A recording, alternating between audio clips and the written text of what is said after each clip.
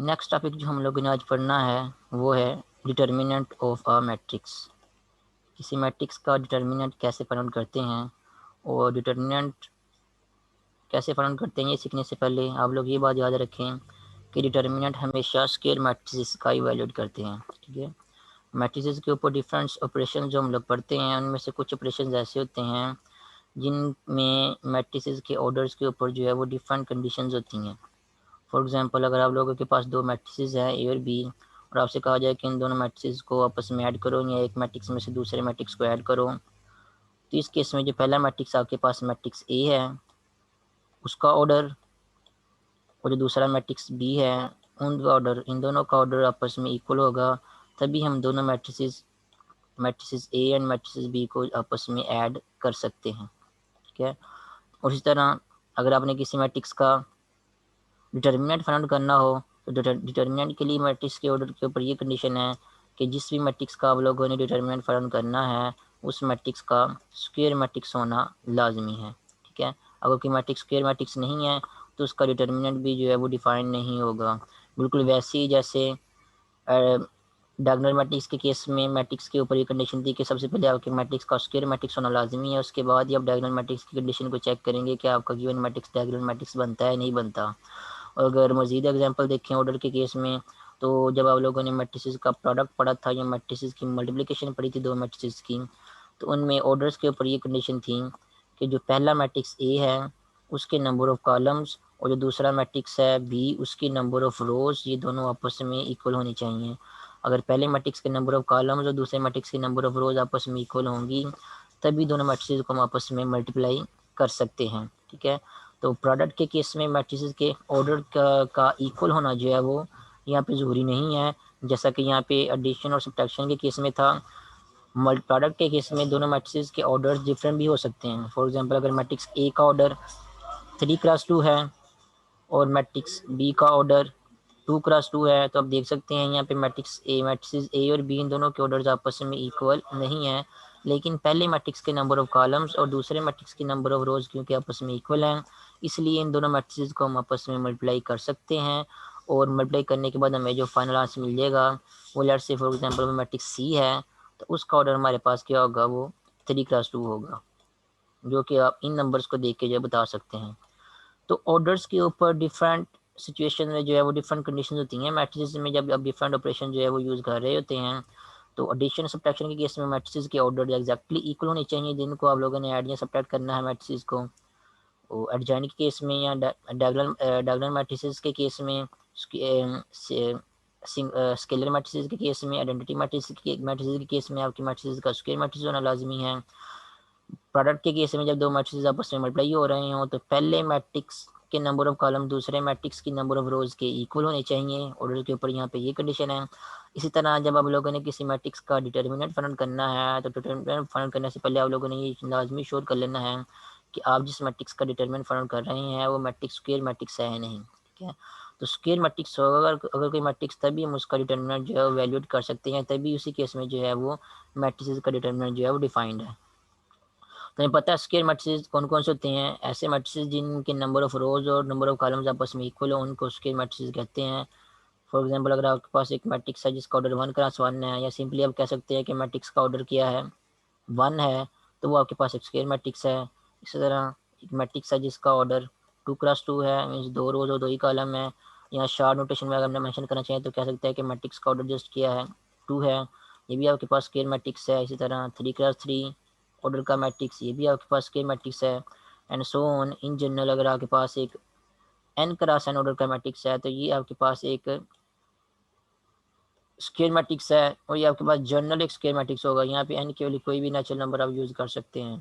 ठीक है, तो n×n इन जनरल जो है वो n×n ऑर्डर के मैट्रिक्स के केस में जब डिटर्मिनेंट जो है डिफाइन होता है, और इन पर्टिकुलर 1×1 ऑर्डर का मैट्रिक्स हो सकता है, 2×2 ऑर्डर का, 3×3 ऑर्डर का।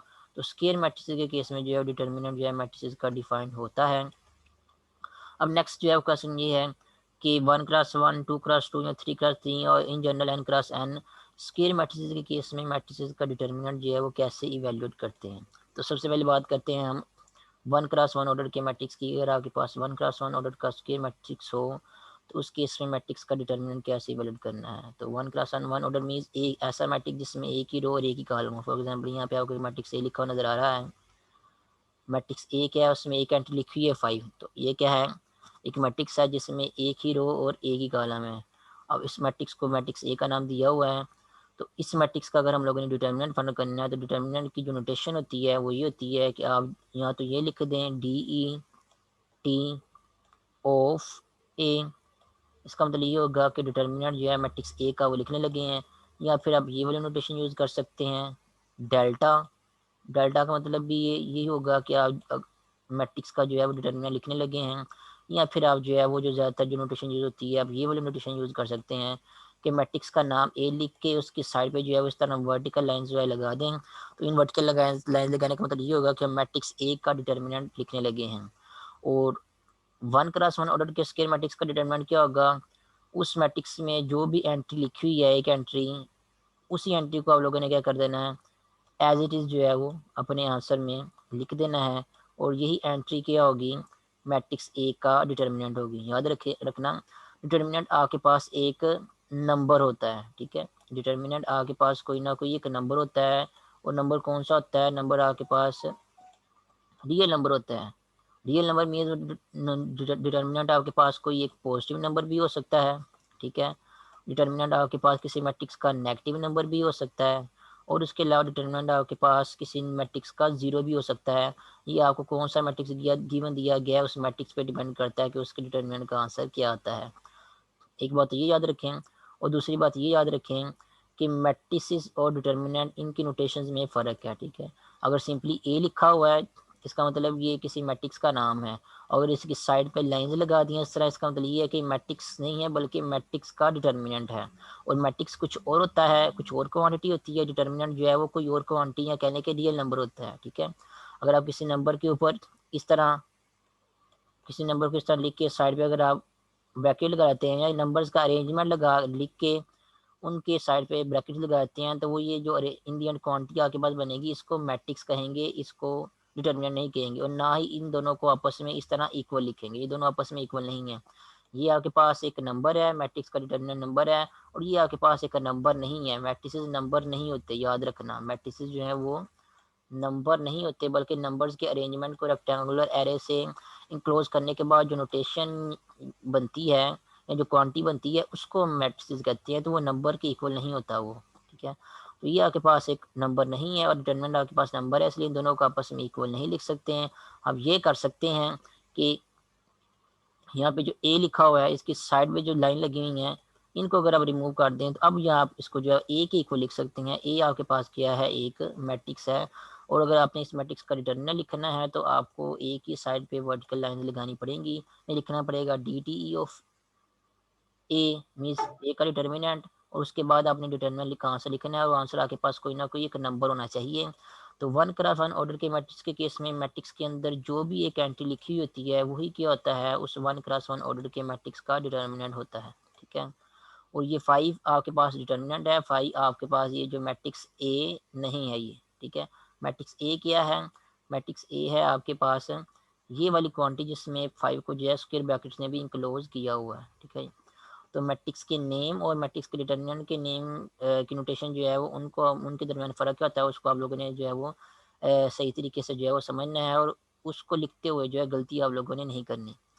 ये था 1 क्रॉस 1 ऑर्डर के मैट्रिक्स का डिटरमिनेंट फाइंड करने का वे। मजीद जो है एग्जांपल आप लोग और कर सकते हैं डिटरमिनेंट की। फॉर एग्जांपल अगर आपके पास एक मैट्रिक्स ये एम लिखा हुआ है, कैपिटल एम, ये भी आपके पास एक 1 क्रॉस 1 ऑर्डर का मैट्रिक्स है क्योंकि इसमें एक ही एंट्री है और एंट्री कौन सी है, -10। तो अगर आप लोगों ने इस मैट्रिक्स एम का डिटर्मिनेंट फाइंड आउट करना है तो उसका डिटर्मिनेंट क्या होगा, उस 1 क्रॉस 1 ऑर्डर के मैट्रिक्स के अंदर जो भी एंट्री लिखी हुई है उसको एज इट इज़ लिख दो। चाहे वो एंट्री पॉजिटिव हो, चाहे वो एंट्री नेगेटिव हो, चाहे वो एंट्री जीरो हो, जो मर्जी एंट्री हो, जो भी एक एंट्री लिखी हुई है वही एंट्री आप लोगों ने एज इट इज़ लिख देनी है। वही क्या होगा, आपके 1 क्रॉस 1 ऑर्डर के मैट्रिक्स का डिटर्मिनेंट होगा, ठीक है। इस तरह अगर कोई और मैट्रिक्स लिखें, फॉर एग्जाम्पल यहाँ पे मैं एक मैट्रिक्स लिखता हूँ 1 क्रॉस 1 ऑर्डर का और इसमें एक ही एंट्री लिखता हूँ जीरो, तब इसमें एक एंट्री जीरो मौजूद है। तब अगर आप लोगों ने इस मैट्रिक्स का डिटर्मिनेंट लिखना है तो इसका डिटर्मिनेंट क्या होगा, वही एंट्री जो इस मैट्रिक्स में मौजूद है, एंट्री जीरो जो है वो क्या होगा, इस मैट्रिक्स का डिटर्मिनेंट होगा। इस तरह आप जो है मैट्रिसेस में फ्रैक्शंस भी इन्वॉल्व कर सकते हैं, क्योंकि मैट्रिसेस में रियल नंबर हम यूज़ करते हैं एज एलिमेंट्स। फॉर एग्जांपल अगर आपके पास एक मैट्रिक्स है जिसकी एंट्री है आपके पास -1/3, तो अब ये -1/3 भी एक ही नंबर है, ये आपके पास क्या है, ये 1x1 ऑर्डर का मैट्रिक्स है। अब अगर आप लोगों ने इस मैट्रिक्स का डिटर्मिनेंट फाइंड आउट करना है तो किसकी इक्वल होगा, वही एंट्री जो इस मैट्रिक्स में मौजूद है उसको एज इट इज लिख देंगे, यही एंट्री क्या होगी इस मैट्रिक्स का डिटर्मिनेंट होगी। ठीक है। और इन जनरल बात अगर करें, अगर आपके पास एक मैट्रिक्स ए है जिसके अंदर कोई भी एक रियल नंबर है, लेट्स से आर, कोई भी एंट्री एक ही रियल नंबर है आर, तो इसका डिटर्मिनेंट क्या होगा, इसका डिटर्मिनेंट भी वही रियल नंबर ही होगा जो इस मैट्रिक्स में मौजूद है, चाहे वो रियल नंबर पॉजिटिव हो, नेगेटिव हो या जीरो हो, उससे कोई फर्क नहीं पड़ता। तो ये था 1x1 ऑर्डर के मैट्रिक्स का डिटर्मिनेंट फाइंड करने का वे। उसके बाद नेक्स्ट हम लोगों ने सीखना है, अगर आपके पास कोई 2x2 ऑर्डर का मैट्रिक्स हो तो उसका डिटर्मिनेंट कैसे इवेल्युएट करते हैं। ठीक है। जैसे भी मैंने एक 1x1 ऑर्डर का जनरल मैट्रिक्स लिखा था और उसको मैंने बताया था कि आपने डिटर्मिनेंट जो है वो कैसे इवेल्युएट करना है, इसी तरह यहाँ पे देख सकते हैं यहाँ के पास एक 2x2 ऑर्डर का एक जनरल मैट्रिक्स जो है लिखा हुआ है, और यहाँ पे A11 मीन्स पहली रो और पहले कॉलम वाली एंट्री, A12 मीन्स पहली रो और दूसरे कॉलम वाली एंट्री, A21 मीन्स दूसरी रो और पहले कॉलम वाली एंट्री, उसी तरह A22 मीन्स दूसरी रो और दूसरे कॉलम वाली एंट्री। तो ये आपके पास एक जनरल मैट्रिक्स ए लिखा हुआ है। इस जनरल मैट्रिक्स का डिटर्मिनेंट जो है कैसे वैलिड करते हैं ये हम जनरली समझेंगे। उसके बाद फिर पर्टिकुलर मैट्रिसेस के डिटर्मिनेंट जो है इसी मेथड को फॉलो करते हम जो है फाइंड आउट करेंगे। तो कैसे फाइंड आउट करना है 2x2 ऑर्डर के मैट्रिक्स का डिटर्मिनेंट, तो सबसे पहले आप क्या करेंगे, ये जो आप डायगोनल एंट्रीज हैं इन दोनों एंट्रीज को आपस में मल्टीप्लाई करेंगे। डायगोनल एंट्रीज स्क्वायर मैट्रिक्स के केस में कौन सी एंट्रीज होती हैं, स्क्वायर मैट्रिक्स के केस में वो वाली एंट्रीज जिनकी रो नंबर और कॉलम नंबर वाली पोजीशन जो है वो सेम होती है, उन एंट्रीज को डायगोनल एंट्रीज कहते हैं। तो सबसे पहले आप लोगों ने क्या करना है 2x2 ऑर्डर के मैट्रिक्स के केस में, कि जो डायगोनल एंट्रीज है मीन्स ये A11 और A22 इन दोनों का क्या कर देना है आप लोगों ने आपस में मल्टीप्लाई कर देना है। तो मल्टीप्लाई करेंगे तो आंसर आपके पास आएगा A11 इंटू A22। उसके बाद नेगेटिव या माइनस का सिंबल जो है लोगों ने खुद से लगाना है यहाँ पे। ठीक है। उसके बाद जो बाकी नॉन डायगोनल एंट्रीज बच गई हैं A12 A21, इन दोनों को भी क्या कर देना है आप लोगों ने आपस में मल्टीप्लाई कर देना है। मल्टीप्लाई करेंगे तो आंसर आपके पास आएगा A12 इंटू A21। अब यहाँ पे आपके पास जनरल एंट्रीज लिखी हुई हैं, इनको जब आप पर्टिकुलरली जो है वो सिंपलीफाई करेंगे तो आपको 2x2 ऑर्डर के मैट्रिक्स का डिटर्मिनेंट मिल जाएगा। ठीक है। कैसे, फॉर एग्जांपल यहाँ पे एक मैट्रिक्स की हुई है, मैट्रिक्स की एग्जांपल लिखी हुई है, डिटर्मिनेंट उसका फाइंड आउट किया हुआ है। यहाँ पे हम देखते हैं कैसे 2x2 ऑर्डर के मैट्रिक्स का डिटर्मिनेंट फाइंड आउट करना है। तो मैट्रिक्स अगर आपके पास ए है तो इस मैट्रिक्स ए का डिटर्मिनेंट जिसको यहाँ से डेल्टा से, यहाँ पे डेल्टा से डिनोट किया हुआ है, आप इसको इस नोटेशन से भी डिनोट कर सकते हैं। वर्टिकल लाइन लगा के दरमियान में जो है ए लिख दें तो इसका मतलब यही है मैट्रिक्स ए का डिटर्मिनेंट। याद रखें इसको सिंपली जस्ट आप लोगों ने ए इज इक्वल टू, यहाँ पे ये कैलकुलेशन नहीं करनी है आप लोगों ने। ठीक है। ए आपके पास मैट्रिक्स है वो किसी नंबर के इक्वल नहीं आएगा इस तरह। तो आप लोगों ने अगर मैट्रिक्स का डिटर्मिनेंट फाइंड करना है तो डिटर्मिनेंट की नोटेशन आप लोगों को लगानी पड़ेगी। कैसे फाइंड करेंगे, सबसे पहले जो डायगोनल एंट्रीज है मैट्रिक्स की उनको आपस में मल्टीप्लाई करेंगे। तो 1 को जब 4 से मल्टीप्लाई करेंगे तो आंसर आपके पास आ जाएगा 1 इंटू 4। उसके बाद माइनस का सिंबल हमेशा खुद से लगाना है आप लोगों ने जब भी 2x2 ऑर्डर के मैट्रिक्स का डिटर्मिनेंट फाइंड करना है यहाँ पे। उसके बाद जो नॉन डायगोनल एंट्रीज हैं मीन्स -2 और 3 इन दोनों का आपस में मल्टीप्लाई करना है, तो यहाँ पे ये आ गया है 3 इंटू -2। नेक्स्ट अब सिंप्लीफिकेशन करनी है, 1 को 4 से मल्टीप्लाई करेंगे तो आंसर आपके पास 4 आएगा। और उसके बाद 3 को जब -2 से मल्टीप्लाई करेंगे तो आंसर आपके पास आएगा -6। ये वाला माइनस और ये वाला माइनस दोनों मिलके प्लस हो जाएंगे और इंडियन आंसर आपके पास आ जाएगा +6। 4 + 6 इज इक्वल टू 10। तो ये जो मैट्रिक्स ए है इसका डिटर्मिनेंट आपको क्या मिल गया है, 10 मिल गया है। इसी वे को फॉलो करते आप लोगों ने किसी भी 2x2 ऑर्डर के मैट्रिक्स का डिटर्मिनेंट फाइंड आउट करना है। ठीक है। सबसे पहले डायगोनल एंट्रीज को मल्टीप्लाई करें, फिर माइनस का सिंबल खुद से लगाने के बाद बाकी जो नॉन डायगोनल एंट्रीज हैं उनको मल्टीप्लाई कर दें और सिंप्लीफाई करें, आपको 2x2 ऑर्डर के मैट्रिक्स का डिटर्मिनेंट मिल जाएगा। इस तरह यहाँ पे प्रैक्टिस के लिए एक और क्वेश्चन लिखा हुआ है, अगर आपके पास मैट्रिक्स ए है तो कह रहे हैं इसका डिटर्मिनेंट जो है उसका आंसर 0 आएगा। कैसे आएगा आपको चेक कर सकते हैं। सबसे पहले डायगोनल एंट्रीज का मल्टीप्लाई करेंगे, 2 मल्टीप्लाई होगा 8 के साथ। उसके बाद माइनस का सिंबल जो है खुद से लगाएंगे। नेक्स्ट 4 जो है वो 4 से मल्टीप्लाई होगा, तो नेक्स्ट 4 मल्टीप्लाई होगा 4 से। उसके बाद सिंप्लीफिकेशन करते हैं, 2 को 8 से मल्टीप्लाई करेंगे तो आंसर आपके पास 16 आएगा, और माइनस 4 टाइम्स 4 वो भी 16 है, और 16 माइनस 16 आंसर क्या आ जाएगा आपके पास 0 आ जाएगा। ठीक है, इस तरह आप जो है वो 2+2 ऑर्डर के मैट्रिक्स का डिटर्मिनेंट फाइंड आउट कर सकते हैं। उसके बाद नेक्स्ट है 3x3 ऑर्डर के मैट्रिक्स का डिटर्मिनेंट फाइंड आउट करने का भी। ठीक है, तो 3x3 ऑर्डर के मैट्रिक्स का डिटर्मिनेंट आप लोग ऐसे फाइंड आउट नहीं कर सकते जैसे आप लोगों ने 2x2 ऑर्डर के मैट्रिक्स का डिटर्मिनेंट फाइंड आउट किया था। मीन्स कि आप क्या करें, सबसे पहले डायगोनल एंट्रीज को मल्टीप्लाई करें, उसके बाद जितनी भी नॉन डायगोनल एंट्रीज हैं उनको आपस में मल्टीप्लाई करें। ये उसका वे नहीं है, और ये ना ही प्रॉपर या जनरल वे है मैट्रिक्स के डिटर्मिनेंट फाइंड आउट करने का वे। तो 2x2 और 1x1 ऑर्डर के मैट्रिक्स का डिटर्मिनेंट तो हम इजीली फाइंड आउट कर सकते हैं, लेकिन जब 3x3 ऑर्डर के मैट्रिक्स का डिटर्मिनेंट फाइंड आउट करना है तो उसके लिए हमें प्रॉपर वे या जनरल वे जो है सीखना पड़ेगा कि कैसे हम जो है किसी मैट्रिक्स 3x3 ऑर्डर के मैट्रिक्स का डिटर्मिनेंट फाइंड आउट कर सकते हैं।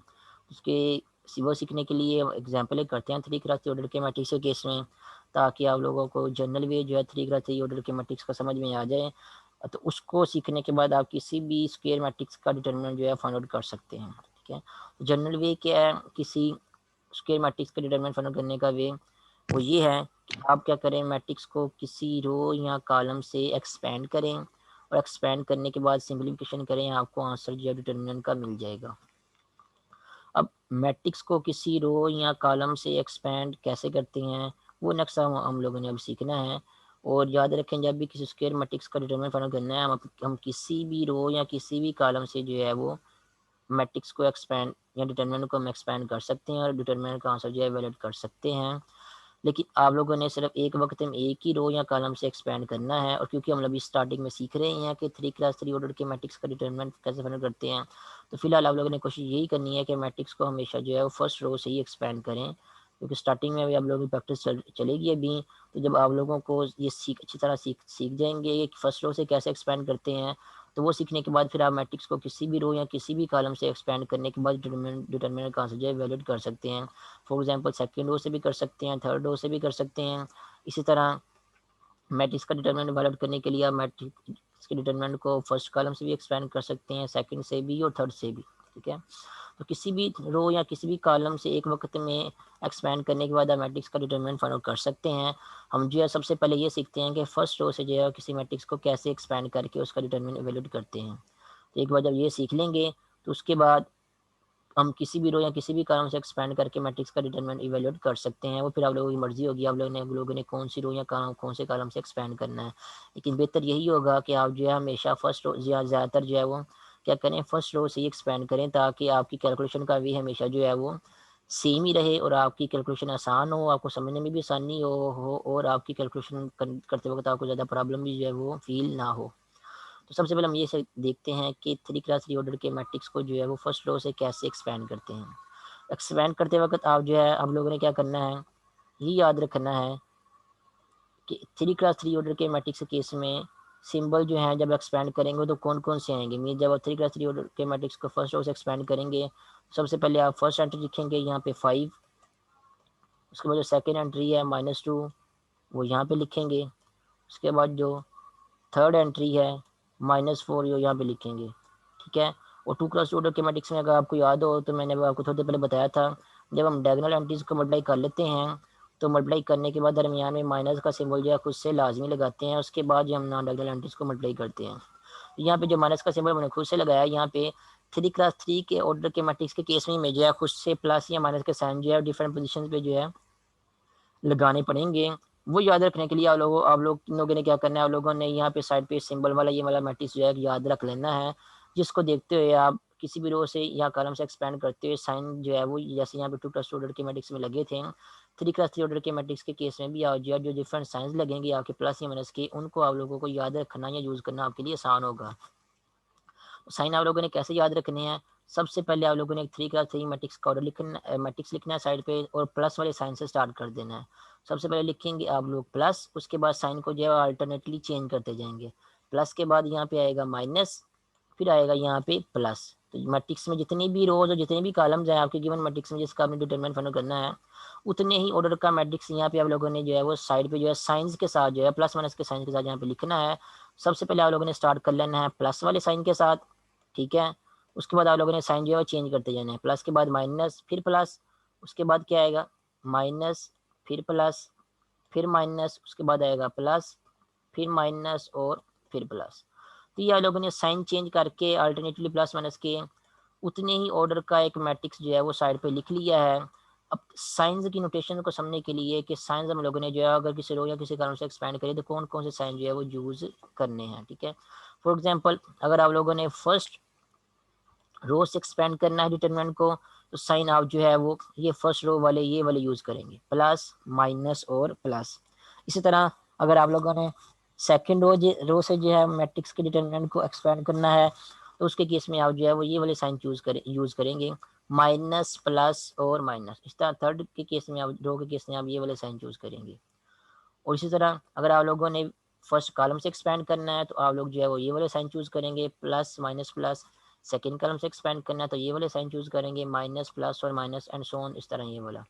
तो जिस भी रो या जिस भी कॉलम से एक्सपेंड करना है, एक्सपेंड करने के लिए आपने जो साइन यूज़ करने हैं वो साइन आपके पास जो है वो हर रो या हर कॉलम के हिसाब से जो है वो इन जनरल डिफरेंट ही होंगे। तो साइन क्या क्या होंगे, किस तरतीब के साथ होंगे, वो आप लोगों को ज़ुबानी याद रखने की ज़रूरत नहीं है। आप इस तरह जो है साइड पे उतने ही ऑर्डर का एक मैट्रिक्स लिख लें जितने ऑर्डर के मैट्रिक्स का आपने डिटरमिनेंट फाइंड करना है। और प्लस से स्टार्ट करते हुए अपने साइन को जो है चेंज करते हुए उतनी ऑर्डर का मैट्रिक्स जो है लिख दें। तो उतने ऑर्डर का जब मैट्रिक्स लिख लेंगे आप साइन वाला प्लस माइनस साइन वाला, तो आपको यहाँ से देखना चल जाएगा कि जिस भी रो या जिस भी कॉलम से अगर हम एक्सपेंड करें तो उसमें साइन की तरतीब जो है वो क्या होगी, ठीक है। फॉर एग्जाम्पल अभी फिलहाल मैं आप लोगों को समझाने के लिए डिटर्मिनेंट फाइंड करने के लिए फर्स्ट रो से जो है उस मैट्रिक्स ए के डिटर्मिनेंट को जो है वो एक्सपेंड करने लगा हूँ, ठीक है। ये है आपके पास मैट्रिक्स ए का डिटर्मिनेंट।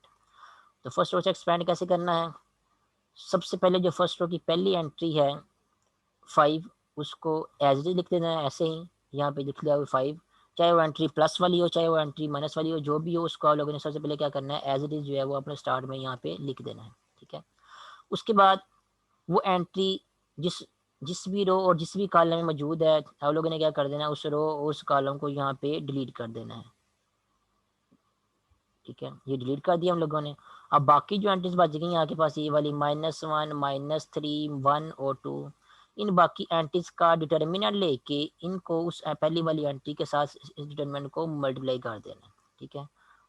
याद रखना डिटर्मिनेंट को आप लोगों ने बाकी एंट्रीज के डिटर्मिनेंट को आप लोगों ने मल्टीप्लाई करना है उस पहली एंट्री के साथ जो कि 5 हम लोगों ने लिखी है। तो डिटर्मिनेंट लिखने के लिए आप लोगों को क्या करना होगा, साइड साइड पे जो है वो वर्टिकल लाइन जो है लगानी पड़ेगी आप लोगों को, ठीक है।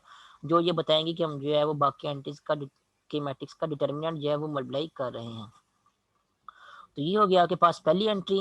उसके बाद नेक्स्ट पहली रो की दूसरी एंट्री है -2, ठीक है। तो यहाँ पे अगर आप लोगों ने साइंस को याद रखें, यहाँ पे जो साइन रखे हुए हम लोगों ने फर्स्ट रो के, तो पहली एंट्री के साथ प्लस का सिंबल आएगा, दूसरी के साथ माइनस और तीसरी के साथ प्लस। पहली एंट्री के साथ जो प्लस का सिंबल आना था 5 के साथ वो हम लोगों ने नहीं लगाया, क्योंकि कैलकुलेशन के स्टार्ट में किसी क्वांटिटी के साथ अगर प्लस का सिंबल आ रहा हो तो वो ना भी लगाएं तो वो अंडरस्टूड ही होता है कि उसके साथ प्लस का सिंबल लगा है। अगर माइनस का सिंबल होता तो फिर हम लोगों ने माइनस का सिंबल जो है वो लाजमी लगाना था। तो पहली एंट्री के साथ प्लस का सिंबल उन्होंने यूज़ कर लिया। उसके बाद दूसरी एंट्री के साथ माइनस का सिंबल लगाना है। दूसरी एंट्री आपके पास क्या है -2, तो -2 के साथ हम लोगों ने माइनस का सिंबल लगाना है। तो ये क्या बन जाएगा आपके पास +2 बन जाएगा। तो ये जो -2 है इसके साथ प्लस का सिंबल लगाएंगे तो ये माइनस का सिंबल लगाएंगे तो ये +2 बन जाएगा। और ये वाला +2 जो हम लोगों ने यहाँ पे लिख देना है, ठीक है। अब उसके बाद सेम वही प्रोसीजर फॉलो करना है जो भी हम लोगों ने 5 के केस में किया था, कि दो -2 जो है जिस भी रो और जिस भी कॉलम में है उस रो और कॉलम को आप लोगों ने क्या कर देना है, डिलीट कर देना है। डिलीट करने के बाद आपके पास बाकी जो एंट्रीज बचेंगी वो है 3 -3 -2 और 2। तो ये जो बाकी एंट्रीज बची हैं आप लोगों ने क्या करना है, बाकी एंट्रीज का डिटर्मिनेंट लेके इनको उस पहले वाली एंट्री -2 के साथ या +2 हमारे पास जो आंसर आ गया था माइनस लगाने के बाद उसके साथ मल्टीप्लाई कर देना है। तो 3 -3 2 और -2 ये जो बाकी एंट्रीज बची हैं जिस तरतीब से बच रही हैं, जिस अरेंजमेंट के साथ बच रही हैं, आप लोगों ने उसी अरेंजमेंट के साथ जो है बाकी एंट्रीज जो है लिखनी है और फिर उनके डिटर्मिनेंट का आंसर जो है वो +2 के साथ मल्टीप्लाई करना है, ठीक है। फॉर एग्जांपल अगर यहाँ पे आप देखें तो लेफ्ट हैंड साइड पे +3 और राइट हैंड साइड पे -3 आ रहा है। जब आपने -2 वाले कॉलम और -2 वाली रो को डिलीट किया तो यहाँ पे भी आप लोगों ने इनकी तरतीब वही रखनी है और जो एंट्रीज ऊपर हैं, जो नीचे हैं, जो दाएं हैं, बाएं, आपने उसी तरतीब से उनको लिखने के बाद उन एंट्रीज का डिटर्मिनेंट जो है वो उस नंबर के साथ मल्टीप्लाई कर देना जो आप लोगों ने अभी पहले लिखा था, मीन्स के +2। तो ये वाला केस भी हो गया। उसके बाद नेक्स्ट बारी है तीसरी एंट्री की, और तीसरी एंट्री कौन सी है पहली रो की, वो है -4। और -4 के साथ कौन सा सिंबल लगाना है, प्लस वाला सिंबल लगाना है। तो प्लस जब -4 के साथ लगेगा तो इन दी एंड आपका आंसर जो है वो -4 ही आएगा। तो यहाँ पे ये वाला -4 जो है वो ये यहाँ पे लिख देंगे। उसके बाद अगेन वही सेम प्रोसीजर, -4 जिस भी रो और जिस भी कॉलम में मौजूद है उस रो और कॉलम को डिलीट कर देंगे और डिलीट करने के बाद बाकी जो एंट्रीज बची हैं 3, -1, -2 और +1, इन एंट्रीज का डिटर्मिनेंट आप लोगों ने क्या कर देना है, इस -4 के साथ मल्टीप्लाई कर देना है। अब अब वाला प्रोसीजर हम लोगों ने कर लिया यहाँ तक, ये वाला प्रोसीजर, ये वाला जो जिसमें हमने डिटर्मिनेंट्स को जो है वो फर्स्ट रो के नंबर्स के साथ डिफरेंस साइंस लगाते हुए मल्टीप्लाई किया था। ये हमारे पास इस स्टेप को हम कहते हैं कि हम लोगों ने क्या कर लिया, हम लोगों ने मैट्रिक्स के डिटर्मिनेंट को जो है वो एक्सपेंड कर दिया है फर्स्ट रो से। उसके बाद नेक्स्ट नेक्स्ट आप लोगों ने जो सिंप्लीफिकेशन करनी है, तो 5 के साथ ये वाला डिटर्मिनेंट मल्टीप्लाई हो रहा है, ये क्या है -1 मल्टीप्लाई होगा फिर 2 के साथ। क्यों होगा, क्योंकि यहाँ पे ये जो डिटरमिनेंट लिखा हुआ है ये 2 × 2 ऑर्डर के मैट्रिक्स का डिटरमिनेंट लिखा हुआ है और आपको 2 × 2 ऑर्डर के मैट्रिक्स का डिटरमिनेंट अभी मैंने लेक्चर के स्टार्ट में जो है वो फाइंड आउट करना सिखाया था। सबसे पहले डायगोनल एंट्रीज को मल्टीप्लाई करेंगे, वो क्या आपके पास -1 × 2, तो -1 × 2 आपके पास क्या आ जाएगा आंसर, वो -2 के आ जाएगा। उसके बाद माइनस का सिंबल जो है वो खुद से लगाते हैं। फिर नॉन डायगोनल एंट्रीज मीन्स -3 और 1 को आपस में मल्टीप्लाई करेंगे। जब -3 और 1 को आपस में मल्टीप्लाई करेंगे तो आंसर आपके पास यहाँ पे आएगा -3। ये माइनस और -3 दोनों मिलके क्या बन जाएंगे, ये +3 बन जाएंगे। तो यहाँ पे आपके पास इन दी एंड बनेगा -2 + 3 × 5। उसके बाद नेक्स्ट 2 मल्टीप्लाई हो रहा है इस डिटरमिनेंट के साथ, इसका आंसर क्या आएगा, 3 को 2 से मल्टीप्लाई करेंगे आंसर आपके पास 6 आएगा। फिर माइनस का सिंबल जो है खुद से लगाएंगे और -3 को जब -2 से मल्टीप्लाई करेंगे तो आंसर आपके पास जो क्या बन जाएगा, +6 आ जाएगा। तो ये वाला 6 यहाँ पे आ जाएगा, तो ये इन दी एंड बन जाएगा 6 - 6। उसके बाद -4 जो है वो ऐसे ही आ रहा है, वो डिटरमिनेंट के साथ मल्टीप्लाई हो रहा है। 3 को 1 से मल्टीप्लाई करेंगे तो आंसर 3 आएगा। उसके बाद माइनस का सिंबल जो है खुद से लगाएंगे, -1 -2 से मल्टीप्लाई होगा तो आंसर आपके पास +2 आ जाएगा। तो यहाँ पे आपके पास आंसर बन जाएगा 3 - 2। अब नेक्स्ट मजीद सिंप्लीफिकेशन करेंगे, -2 और +3 +1 की इक्वल होता है, 5 × 1 वो 5 की इक्वल आ जाएगा। 6 - 6 0 की इक्वल होता है, तो 2 टाइम्स 0 वो आपके पास आंसर 0 आ जाएगा। और 3 - 2 1 की इक्वल होता है, -4 × 1 वो किसकी इक्वल आ जाएगा, वो -4 की इक्वल आ जाएगा। और 5 - 4 एक इसकी इक्वल है, ये 1 की इक्वल है। तो इन दी एंड आपको जो मैट्रिक्स ए है उसके डिटर्मिनेंट का आंसर क्या मिल जाएगा, 1 मिल जाएगा। तो ये है आपके पास मैट्रिक्स ए का डिटर्मिनेंट जो कि 1 है, और ये है वो वाला मैट्रिक्स जो कि आपको क्वेश्चन में गिवन दिया गया था। ठीक है, ये आपके पास मैट्रिक्स है। इस तरह आप किसी 3 × 3 ऑर्डर के मैट्रिक्स का डिटर्मिनेंट जो है वो वैल्यूएट कर सकते हैं। ठीक है, और किसी भी रो या किसी भी कॉलम से एक्सपेंड कर सकते हैं आप मैट्रिक्स का डिटर्मिनेंट फाइंड आउट करते वक्त, और जिस भी रो या जिस भी कॉलम से एक्सपेंड करेंगे अपनी मर्जी से आपके डिटर्मिनेंट का आंसर हमेशा जो है वो सेम ही आएगा। एक और एग्जाम्पल कर लेते हैं जल्दी से। फॉर एग्जाम्पल यहाँ पे देखें एक मैट्रिक्स लिखा हुआ है, मैट्रिक्स ए। ठीक है, 3 × 3 ऑर्डर का मैट्रिक्स है। इसका डिटरमिनेंट इवैल्यूएट करना है तो हम क्या करेंगे, इसको फर्स्ट रो से जो है वो एक्सपेंड कर देंगे। फर्स्ट रो में कौन से एलिमेंट्स हैं, 2 1 और 0। और साइन की तरतीब हम लोगों ने कैसे लगानी है, 3 × 3 ऑर्डर का मैट्रिक्स है तो प्लस से स्टार्ट करेंगे, प्लस माइनस प्लस, इसी तरह माइनस प्लस माइनस और प्लस माइनस और प्लस, ये वाले साइन की तरतीब होगी। फर्स्ट रो से एक्सपेंड करना है तो आंसर आपके पास क्या है, कैसे आएगा डिटरमिनेंट का। सबसे पहले फर्स्ट रो की पहली एंट्री 2 लिखेंगे। उसके बाद 2 जिस भी कॉलम और जिस भी रो में है उस कॉलम रो को डिलीट करने के बाद बाकी जो एंट्रीज बच गई हैं 1 0 -3 और 5, उनका डिटरमिनेंट क्या करेंगे 2 के साथ मल्टीप्लाई कर देंगे। उसके बाद नेक्स्ट जो सेकंड एंट्री है रो की वो है आपके पास 1, तो 1 के साथ क्योंकि हम लोगों ने नेगेटिव का सिंबल लगाना है ये वाला, तो माइनस का सिंबल लगाएंगे तो 1 आपके पास क्या बन जाएगा, -1 बन जाएगा। इसको ऐसे लिखेंगे फिर -1। तो उसके बाद 1 जिस भी कॉलम और जिस भी रो में मौजूद है उस रो और कॉलम को डिलीट करेंगे तो और बाकी एंट्री जो आपके पास बच जाएंगी 1 2 0 5। इन 1 2 और 0 5 का डिटर्मिनेंट जो है वो इस -1 के साथ हम मल्टीप्लाई कर देंगे। ठीक है, ये होगी सेकंड एंट्री। उसके बाद थर्ड एंट्री है आपके पास यहाँ पे 0। तो 0 को लिख के फिर 0 जिस भी रो और जिस भी कॉलम मौजूद है उस रो और उस कॉलम को डिलीट करने के बाद बाकी एंट्री जो बच गई हैं उन बाकी एंट्रीज का डिटरमिनेंट क्या करेंगे, इस 0 के साथ मल्टीप्लाई करेंगे। और डिटरमिनेंट में पता कोई ना कोई नंबर होता है, तो कोई भी नंबर चाहे वो आंसर में आपको यहाँ पे मिले, वो जब 0 के साथ मल्टीप्लाई होगा तो आंसर आपके पास क्या आएगा, 0 ही आएगा। इसलिए हमें यहाँ पे डिटरमिनेंट जो है लिखने की जरूरत नहीं है, हम डायरेक्टली जो है 0 की जगह उसका आंसर जो है डायरेक्टली 0 ही लिख सकते हैं यहाँ पे। तो 0 का ये फ़ायदा रहता है कि रो या कॉलम में आने का कि हम जो है वो हमें डिटरमिनेंट जो है उसके साथ मल्टीप्लाई नहीं करना पड़ता। जैसे यहाँ पे हम कर रहे हैं 2 के साथ, यहाँ पे -1 के साथ, यहाँ पे करने की ज़रूरत नहीं पड़ती क्योंकि हम आंसर डिटरमिनेंट का जो मर्ज़ी आए इन दी एंड वो 0 से मल्टीप्लाई होने के बाद क्या बन जाता है, 0 ही बन जाता है। तो ये हमने क्या कर दिया है, फर्स्ट रो से मैट्रिक्स ए को एक्सपेंड कर दिया है। उसके बाद नेक्स्ट सिंप्लीफिकेशन करनी है, मीन्स कैलकुलेशन करनी है और डिटरमिनेंट का आंसर निकालना है। आपके पास आंसर आ जाएगा 5। तो ये है इस मैट्रिक्स ए के डिटरमिनेंट का आंसर जो कि हमें क्वेश्चन में गिवन दिया गया है।